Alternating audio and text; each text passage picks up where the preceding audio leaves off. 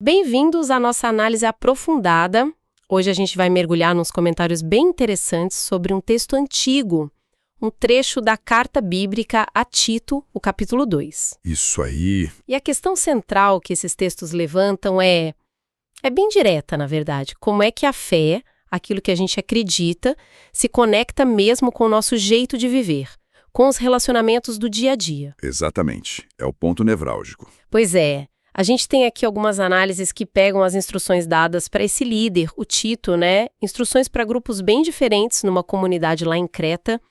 Pessoal mais velho, mais novo, homens, mulheres, até relação entre servos e senhores, que era a realidade da época. Uma realidade complexa, inclusive. Com certeza. E a nossa tarefa aqui é tentar destilar o que esses comentários apontam como essencial sobre como a crença deveria, assim, na prática, moldar o comportamento das pessoas. Perfeito.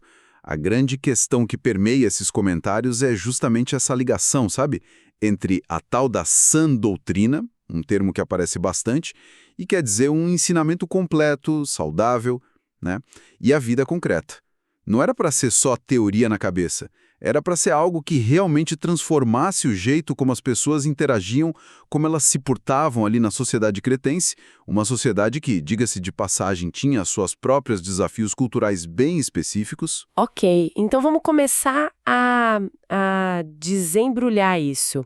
O ponto crucial, que parece que todos os comentários martelam, é essa ideia de que não dá para separar o que se crê de como se vive. É isso. Exatamente isso.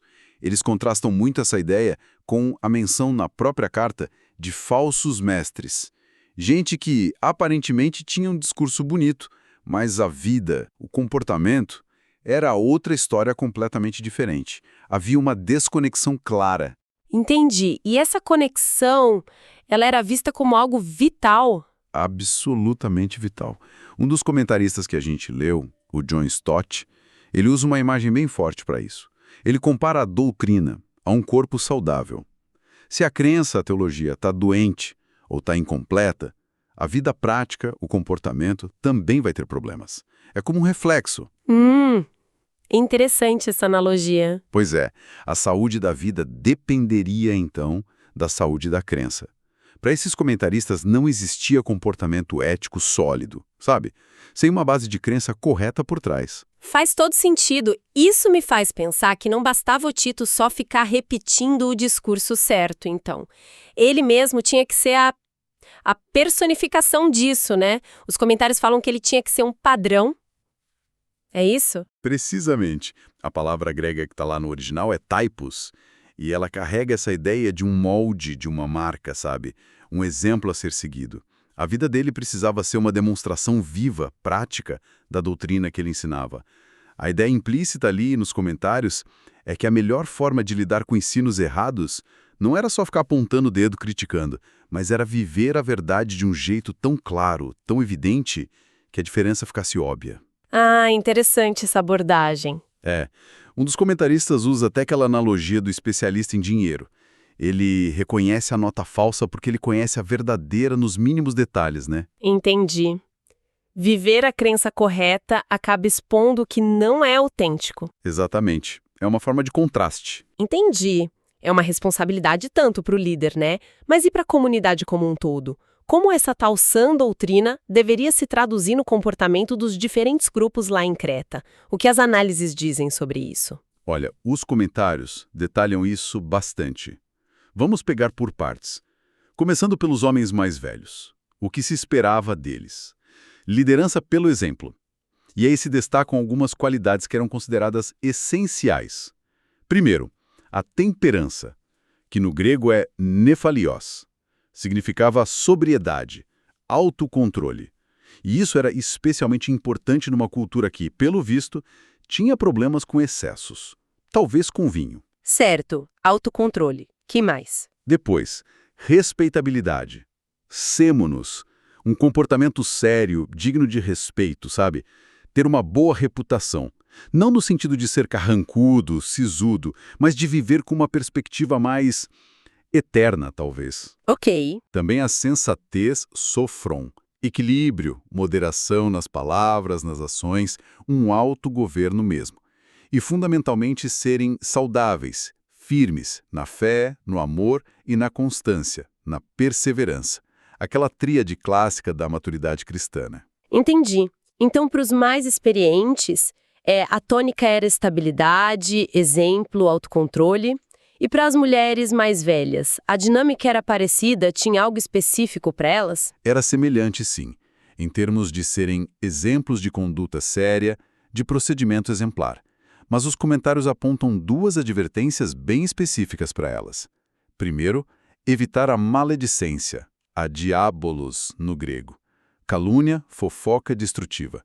É bem interessante que um dos comentaristas nota que essa palavra tem a mesma raiz de diabo. Isso mostra o quão sério eles viam esse tipo de pecado da língua. Nossa, forte isso. E a segunda advertência? A segunda era evitar a embriaguez, o vício em bebida, o que seria um contratestemunho enorme para quem deveria ser um exemplo, né? Com certeza. Mas, por outro lado, elas tinham um papel positivo, que era considerado crucial. Serem mestras do bem, calor de daskalos. Mestras do bem. O que isso significava na prática, segundo os comentários? Significava ensinar, orientar as mulheres mais jovens, especialmente as recém-casadas, ensiná-las a amarem seus maridos e filhos. As palavras gregas usadas são filandros e potéknos, que indicam um amor afetuoso, cuidadoso, sabe? E os comentaristas enfatizam que isso não era para ser um ensino formal, tipo um sermão ou uma aula. Era algo que acontecia no dia a dia, numa relação de mentoria mesmo, de partilha de vida entre gerações. Havia uma expectativa de comunicação, de apoio mútuo entre elas. Que interessante essa ponte entre gerações, essa mentoria informal. Isso nos leva naturalmente às mulheres jovens, que eram as que recebiam essa orientação. O que os comentários destacam para elas? Para elas, o foco era bem voltado para construir um lar estável e manter uma boa reputação na comunidade. As orientações incluem algumas coisas. Primeiro, cultivar o amor pela família, marido e filhos, usando aquelas mesmas palavras de afeto. Depois, serem sensatas, sófronas, terem autocontrole, domínio das paixões. Certo. Terceiro, serem puras, ragnos, manter a pureza moral dentro do casamento, fugir de tentações. Aqui é uma menção interessante. Serem boas donas de casa, oikohorgos, que literalmente é trabalhando em casa. Ah, esse ponto sempre gera discussão também. Sim. Os comentaristas, em geral, interpretam isso não como uma proibição de trabalhar fora, até porque havia mulheres que trabalhavam na época, mas como um chamado a cuidar bem do lar, a não ser negligente com a família. Eles conectam isso com outra passagem que fala de evitar a ociosidade, a futilidade, que talvez fosse um problema para algumas mulheres da época. Então, era mais sobre a atitude e a prioridade do que uma regra fixa sobre onde trabalhar. Entendi a nuance. E que mais? Elas também deveriam ser bondosas, ágatos, no sentido de investir na vida dos outros, serem generosas. E, por fim, aquela questão da sujeição ao marido. Pois é, essa questão da submissão. Como os comentários que você viu abordam isso? Olha, eles se esforçam bastante para contextualizar. Argumentam que não se trata de inferioridade da mulher, de forma alguma. Assim como Cristo não é inferior ao Pai, mesmo sendo submisso, a ideia seria mais de uma estrutura de parceria, de complementariedade dentro do casamento, onde o marido também tinha suas responsabilidades de liderança amorosa, de cuidado. Não era para ser dominação. O marido sábio, segundo eles, daria espaço para a esposa administrar o lar. Entendi. É uma leitura que busca o equilíbrio. Sim, e a grande motivação por trás de todas essas orientações para as mulheres jovens era muito explícita no texto, para que a palavra de Deus não seja difamada. Ah, isso é importante. Muito. O comportamento delas, a vida familiar delas, impactava diretamente como a mensagem cristã era vista pela sociedade de Creta. A reputação do evangelho estava em jogo. Entendo. A reputação da mensagem estava ligada à vida concreta das pessoas. Faz sentido. E os rapazes, os homens jovens, o texto parece bem direto com eles, né? Bem direto mesmo. A exortação principal para eles é para serem criteriosos, sensatos, de novo a palavra sofram, em tudo. A ideia é que juventude não era desculpa para a imaturidade. Os comentários aplicam isso a controlar o temperamento, a língua, as ambições, a avareza e, especialmente, os impulsos sexuais. Havia uma ênfase grande na castidade antes do casamento e na fidelidade depois. Exemplos ajudam a entender, né? Sim, e os comentaristas citam exemplos bíblicos como José no Egito ou Daniel. Jovens que mostraram um domínio próprio notável antes mesmo de assumirem grandes responsabilidades de liderança. Tem até uma citação de Provérbios que um deles usa e que resume bem a ideia. Melhor é o que domina o seu espírito do que o que toma uma cidade. O autocontrole era visto como a base para tudo mais na vida de um jovem. Autodomínio como chave, muito forte. E por último, nesse bloco, tem a situação dos servos, que na época eram, na prática, escravos. É um ponto sempre delicado de abordar nas escrituras, né? Como os comentaristas lidam com isso? Com muito cuidado, geralmente. Eles fazem questão de deixar claro que as instruções dadas ali, dentro daquela estrutura social terrível, não significam de forma alguma uma aprovação da escravidão em si, que era uma injustiça gritante. Mas, dada aquela realidade social que Paulo não podia mudar sozinho e de imediato, ele oferecia orientações para aqueles que tinham se convertido dentro dessa condição. E quais eram essas orientações? Basicamente, cultivar 2 virtudes e evitar 2 erros. As virtudes eram obediência aos seus senhores em tudo que fosse lícito, claro, buscando agradar não resmungando e total fidelidade, ou seja, honestidade completa. E os erros a evitar eram a rebeldia, o ser respondão, anti-elegantas no grego, murmurar contra as ordens e a desonestidade, o furto, nós pisomai, que podia incluir pequenos furtos, pegar coisas sem permissão, algo condenado diretamente pelo 8º mandamento, né? Certo. E qual era a motivação para eles agirem assim, mesmo numa situação tão difícil, tão injusta? Devia ser muito complicado. Pois é, e aqui vem um dos pontos que os comentaristas destacam como mais fascinantes, talvez até surpreendentes. A motivação dada no texto para eles é a fim de ornarem em todas as coisas a doutrina de Deus nosso Salvador. Ornarem. Como assim? Essa palavra ornar no grego é kosmeu, de onde vem a nossa palavra cosmético. Significa embelezar, adornar, tornar algo atraente. Sabe, como arranjar joias para realçar a beleza delas. A ideia que os comentaristas extraem disso é impressionante. A conduta digna, honesta, respeitosa desses servos, mesmo eles não tendo nenhum poder ou estado social, poderia tornar a mensagem do Evangelho, a doutrina, mais bonita, mais atraente, mais convincente para quem olhasse de fora. Uau! Eles poderiam literalmente embelezar a doutrina com as suas vidas. A vida deles podia adornar ou, pelo contrário, desacreditar a mensagem que eles professavam. Embelezar a doutrina com a vida. Isso é muito forte mesmo. Pensar que a forma como a gente vive pode tornar a mensagem mais atraente ou pelo contrário, pode afastar as pessoas dela. Mas vamos combinar, né? Viver nesse padrão todo, sobriedade, autocontrole, honestidade, amor, seriedade e ainda embelezar a doutrina, mesmo em circunstâncias super adversas como a escravidão, isso parece exigir uma força quase sobre-humana. Sem dúvida. De onde os comentários dizem que vinha o poder, a capacidade para essa transformação toda acontecer?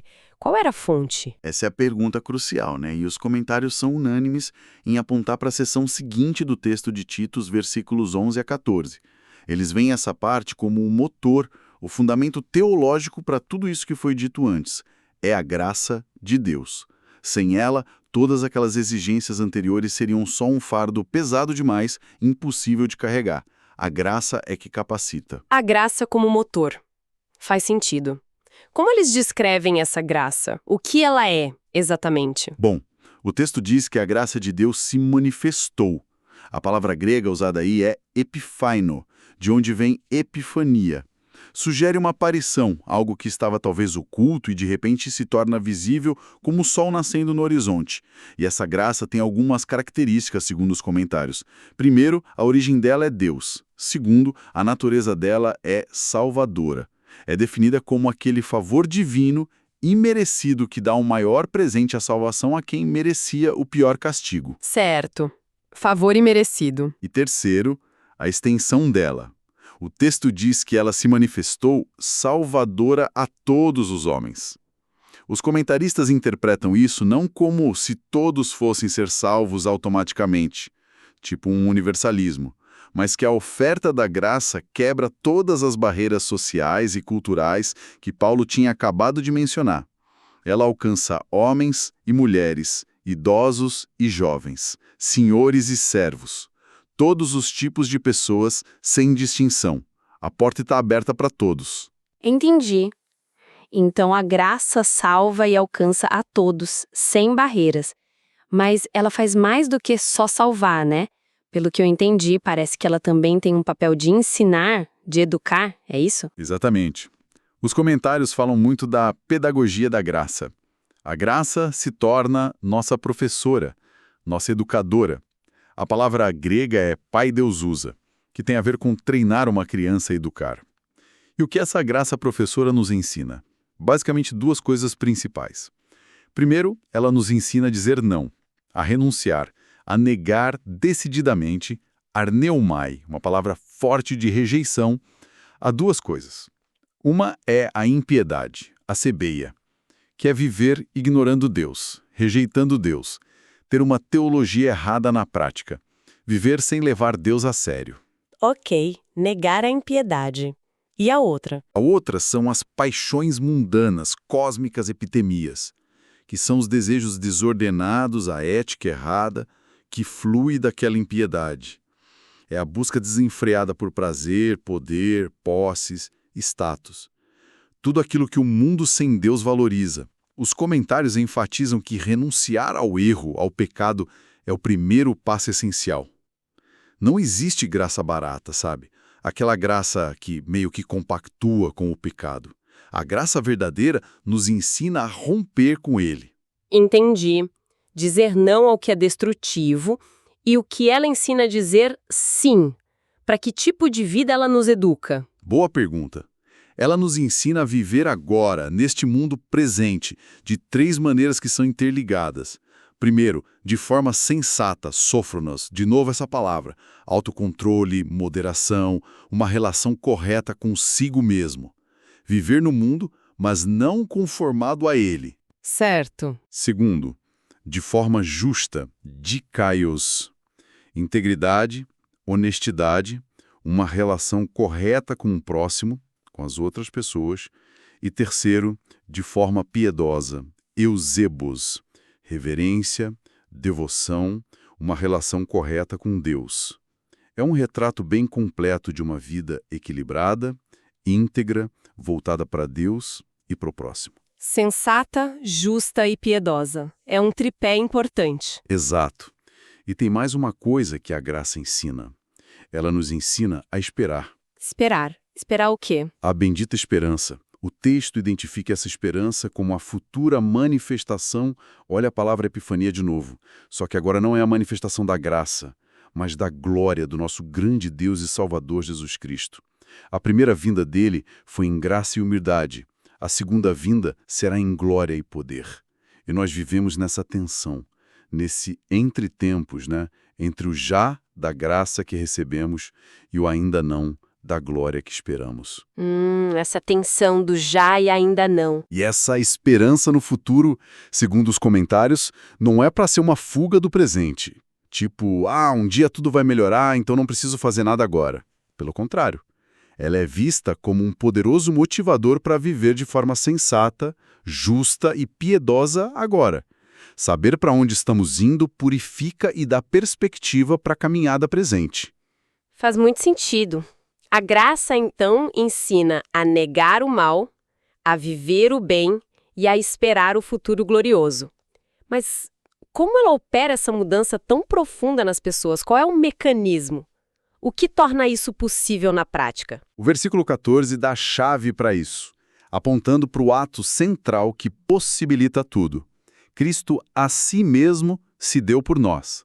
É a entrega voluntária dele, a morte dele na cruz, vista como substitutiva, vicária, e o propósito dessa entrega, segundo os comentários, tem dois lados, como duas faces da mesma moeda. Um lado negativo, nos remir, litrou, que significa comprar a liberdade, nos resgatar, nos libertar do poder da iniquidade, da anomia, da vida sem lei, do pecado. A graça salva do pecado, não salva a gente no pecado, para continuar pecando. Ela quebra o domínio do pecado. Ok, libertação do poder do pecado. E o lado positivo? O lado positivo é nos purificar, catarizo, limpar, tornar santo. Purificar para si mesmo um povo exclusivo, laon perixion, um povo que pertence a ele de forma especial, sua propriedade particular. Um povo remido e purificado. Exato. E o resultado final de toda essa ação da graça que salva, ensina, remige e purifica, qual é o perfil esperado desse povo que foi transformado por ela? Qual é? O texto termina dizendo que é um povo zeloso de boas obras. A palavra para zeloso aqui, zelotes, não tem a conotação negativa que às vezes a gente dá. Ela indica paixão, entusiasmo, fervor. Ou seja, a graça não cria pessoas que apenas conseguem com esforço fazer o bem de vez em quando. Ela cria pessoas que são apaixonadas por fazer o bem, que têm um desejo ardente de viver para agradar a Deus através de boas obras. Entendi. As boas obras não são a causa da salvação, mas são o fruto natural, esperado e até entusiasmado dela. Exatamente. É uma transformação de dentro para fora que leva à ação. Perfeito. Voltando então para o Tito, o líder que recebeu todas essas instruções.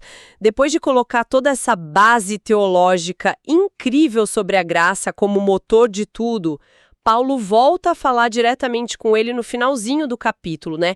Como os comentários veem esse papel final de Tito nisso tudo? Eles reforçam aquela ideia inicial. Tito precisava ser a encarnação viva de tudo isso, ser aquele padrão, aquele tipos, não só no que ele ensinava, mas nas próprias ações do dia a dia. Precisava mostrar integridade, apstória, uma palavra que significa incorruptibilidade, sem motivos ocultos, sem mistura. Precisava ter reverência, seriedade, cenotes, e usar uma linguagem sadia, logon igi, construtiva que edificasse as pessoas. Ele tinha que ser o exemplo prático daquela vida sensata, justa e piedosa. Dize estas coisas, ou seja, ensine tudo isso que foi falado, exorta, encoraje as pessoas a viverem assim e repreenda também, corrija quando for necessário. E faça tudo isso com toda a autoridade, epitage, e termina com ninguém te despreze, periprônio. Com toda a autoridade, isso soa bem assertivo. Sim. A ideia, segundo os comentaristas, é que ele não deveria se sentir intimidado.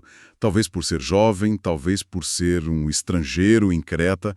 Ele deveria ensinar, encorajar e corrigir com coragem, com firmeza, baseado na autoridade da mensagem que ele carregava, que vinha de Deus, não baseado em si mesmo. E essa ordem final, ninguém te despreze, era também um recado para as próprias igrejas de Creta.